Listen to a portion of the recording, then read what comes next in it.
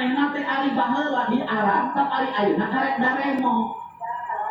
Demo nuntut dan mulia diperbaiki lingkungan kita kadu usia aing memperbaiki kudu sia karek ngomong ayeuna ieu baru kana efek wae sia. Benar tak? Ya ini sebenarnya kayaknya bisa beda video kayaknya sama suaranya, tapi ya intinya ya demo-demo itu kadang-kadang ya mungkin namanya negara demokrasi sih ya nggak masalah lah demo gitu, tapi kadang kayak malah aduh mending enggak sih gitu. Apalagi kalau ngedemo soal pembangunan jalan gitu, kayak ya demoin lah ke kepala desanya dulu kan. Habis ngomong kepala desanya nggak denger, kepala desanya gini, iya tapi ya gitulah urutannya, namanya demokrasi gitu, prosesnya lama gitu. Ya Kang Deddy kan ini ya salah beberapa manuvernya itu kan berusaha mempercepat itu gitu, ya akhirnya kan tetap jadi masalah di DPR, jadi masalah di mana gitu, akhirnya ngomongin di mana-mana, akhirnya dianggap benar konten, akhirnya kemudian jadi dua dan lain-lain gitu. Ya masyarakat ya kalau bisa ya imbangi lah, bener-bener di ini gitu, soalnya jalan jelek itu kayaknya di semua tempat di wilayah kita itu ada aja gitu loh, mau di Sumatera, mau di Jawa, mau Kalimantan, kayaknya ada aja deh kayaknya ya, saya sih nggak tahu tapi maksudnya ada aja gitu kayak. Dan tambal sulam tiap mau lebaran, ya udah realis gitu kayak apa memang sistemnya memang kayak gitu doang gitu. Ya mudah-mudahan ya Jawa Barat ya Kang Deddy ya benar-benar diurus semua gitu, tapi kan prosesnya panjang, jalan tuh berapa kilo, uangnya apa ada langsung semuanya ada, apa nanti harus nunggu dulu, harus ini dulu, harus ini dulu, ya gitu ya. Setipis inilah kalau saya ngomong politik karena memang nggak terlalu paham gitu. Cuma melihat Kang Deddy ya saya semangat lagi gitu, melihat kayak kayaknya mungkin ada nih perubahan-perubahan itu gitu. Ya dimulai dari Jawa Barat tadi mungkin. Bantu ini jangan. Pernah nggak? Karena metodologi politik saya tidak menggunakan feedback yang bersifat bantuan pada personal atau bantuan kepada kelembagaan, saya lebih banyak mengikuti pada kebijakan umum yang bisa diterima semua orang. Karena metodologi politik saya tidak menggunakan feedback yang bersifat bantuan pada personal, ini agak kurang paham saya. Ya, itu Bapak biasa. Nih, lembaga pendidikan, lembaga yayasan yang harus dibantukan. Tidak pernah, karena saya metodologi politik saya tidak menggunakan feedback yang bersifat bantuan pada personal atau bantuan pada kelembagaan. Saya lebih banyak memimpin itu pada kebijakan yang bersifat umum yang diterima oleh semua.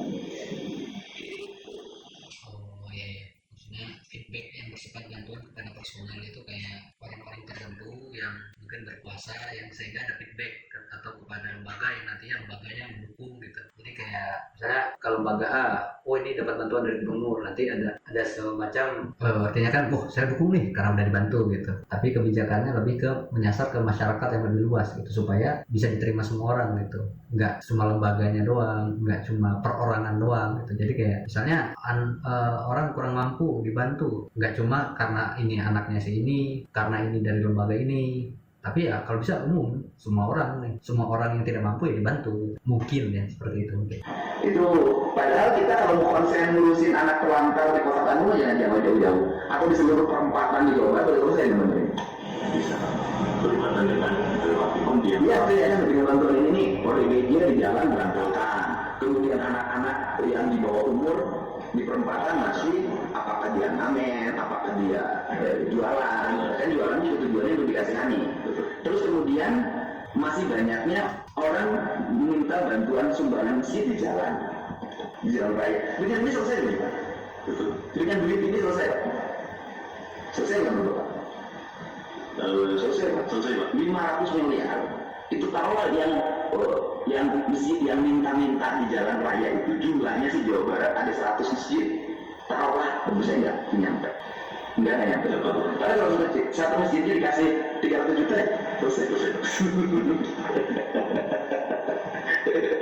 Jadi sekarang pemerintah itu bertahun-tahun mengeluarkan duit triliunan, tapi masalah sosial nggak selesai.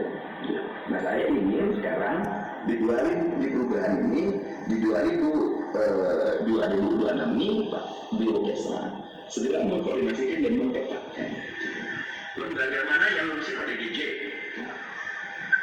terus kemudian pesantren-pesantren mana yang juga bisa menangani korban penggunaan narkoba, pesantren mana yang bisa menangani korban anak-anak nakal. Nah, kemudian yayasan mana yang bisa menampung anak-anak telantar.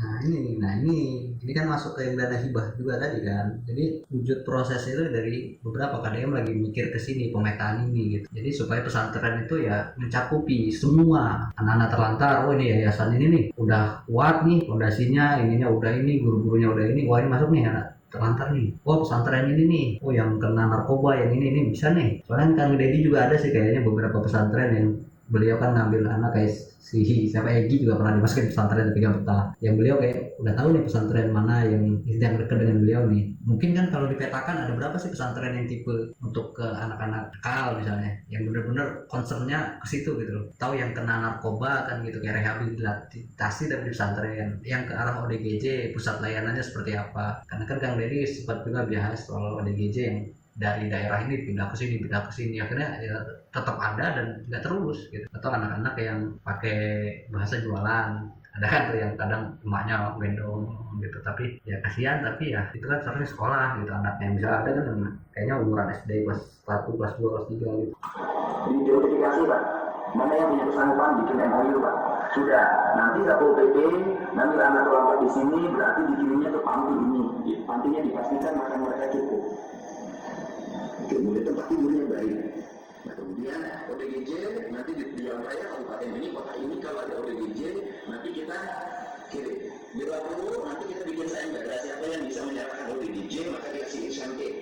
Saya pernah gitu Pak, karena saya dulu tidak jadi bupati, itu tidak boleh ada orang ODGJ disembunyikan oleh orang tuanya karena malu. Apa yang dikerangkan? Saya kan ada sayembara 2 juta waktu itu Pak, saya yang bawa. Alhamdulillah semua orang bawa Pak, karena dia 2 juta. Ternyata bukan ODGJ, itu banyak yang frustasi. Coba dipresentasikan kemudian ini Pak. Yang ODGJ misalnya Pak.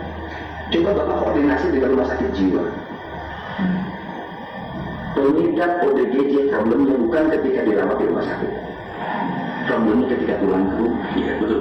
Obatnya mahal Pak, 600.000 katanya. Iya. Itu nggak pernah ada dulu saya 600.000 satu butir Pak. Mereka nggak mampu. Ini pulang ke rumah ngamuk lagi. Iya. Karena tidak boleh lepas dari obat. Iya obat. Nah, Bapak identifikasi. Mereka keluar dari rumah sakit diperlukan obatnya berapa bulan. Subsidi pemerintah itu berapa nanti bikin voucher Pak. Kita kasih voucher kerjasama dengan apotek mana. Jadi sehingga nanti dia tinggal dari apotek itu kita sudah ada tahu dia kebutuhan obatnya adalah sekian selama sekian tahun. Jadi kita bayar pada mereka. Lalu ketika ada yang belok, apa ini terima? Bapak lagi jadi belok pusat presiden sudah seperti itu. Penanganan dia koordinasi dengan kesehatan. Misalnya ada obat yang bisa nanya dia. Kan harus berkesinambungan, betul. Harus terus minum obat gula. Nah ini problem kita ini ketika dirawat masih aman ada BPJS atau subsidi pemerintah. Tetapi ketika pulang bermasalah. Nah kemudian Bapak cek Pak. Ini sosial. Harapan masyarakat Jawa Barat itu adalah rumah sakit Hasan Sadikin sampai hari ini ya. Nah itu kan Pak, orang Garut, orang Sukabumi, orang Tasik, orang mana-mana masuk ke sini Pak. Mereka sakit itu 2 problemnya Pak. Satu meninggalkan pekerjaan di rumah.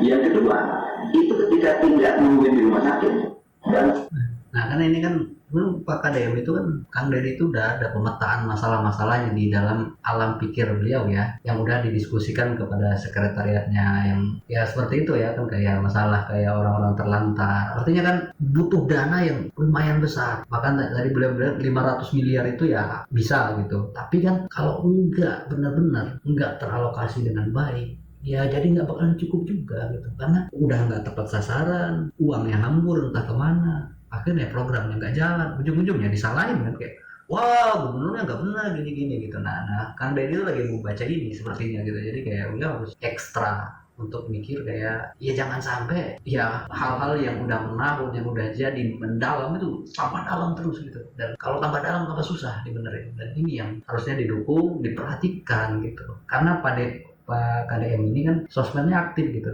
Jadi janji-janjinya beliau bisa kita lihat, bisa kita tagih apa yang udah beliau sampaikan. Sepertinya sampai di sini dulu videonya karena udah banyak yang kita bahas dari Pak Aceh, dari masalah kebijakan dan lain-lain, dan mudah-mudahan kita semua bisa berpositif pada banyak hal, mengambil hikmah dari sesuatu yang negatif, menemukan optimisme dalam diri kita, dan mendukung KDM serta melihat progres dan proses yang ada untuk para penggemarnya dan untuk para orang yang suka mengkritik ya tidak masalah, karena pada akhirnya demokrasi ya perlu ada orang yang mengkritik, memahami gambaran atau perjalanan, sehingga ketika jikalau yang dipikirkan itu sesuai dengan jikalau-jikalaunya kan berarti ya udah, kalau nggak sesuai ya tinggal cuci tangan, ya segampang itu. Oke, saya dari Martamis, mari kita tetap optimis, pamit undur diri. Assalamualaikum warahmatullahi wabarakatuh.